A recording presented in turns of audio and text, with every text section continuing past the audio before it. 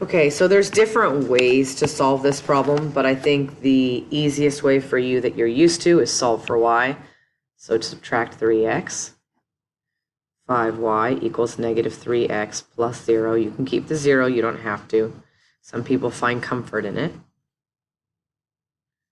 So I go up 0, which makes sense for all of them, but then I go down 3.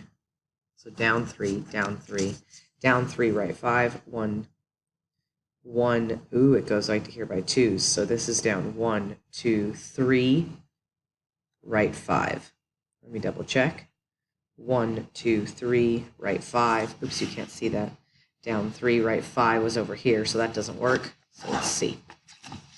So this is y equals 1, so it touches the y-axis at 1. This touches the x-axis at negative 1.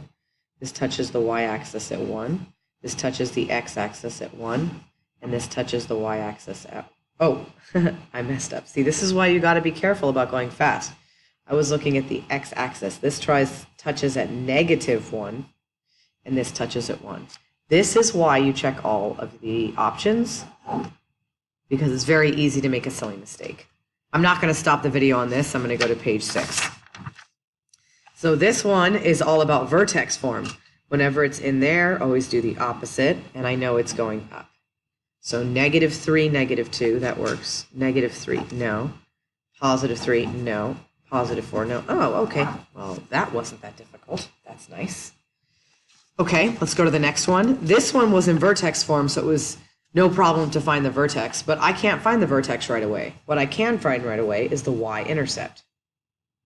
So I'm going to want it to touch at 7, touches at 2, touches at 0, touches at 2, and then if this goes up and up and up, it would touch at 7, so the answer's D.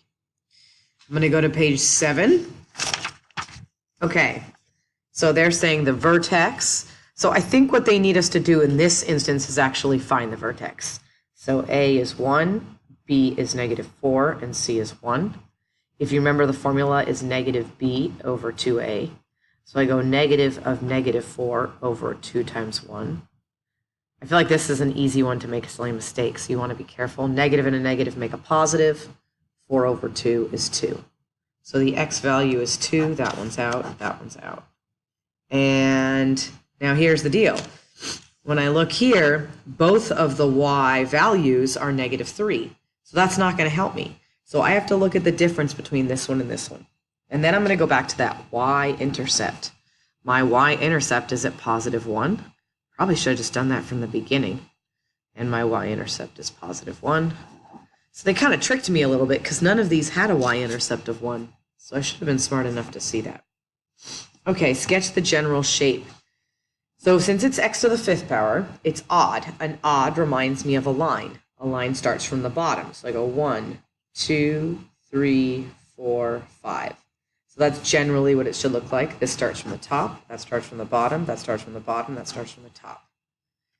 1, 2, 3, 4, 5, possibility. This is just 1, 2, 3. That's cubic, that's out. The answer is B. Describe the end behavior. Okay, so it's a cubic. So since it's x to the 3rd, it reminds me a lot of a line. It starts from the bottom, but it's negative, so it starts from the top.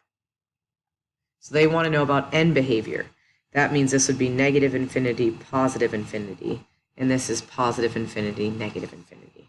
So I'm looking that the positive is with the negative, and the negative is with the positive. So that's a possibility. This is, just double check, negative, negative, no.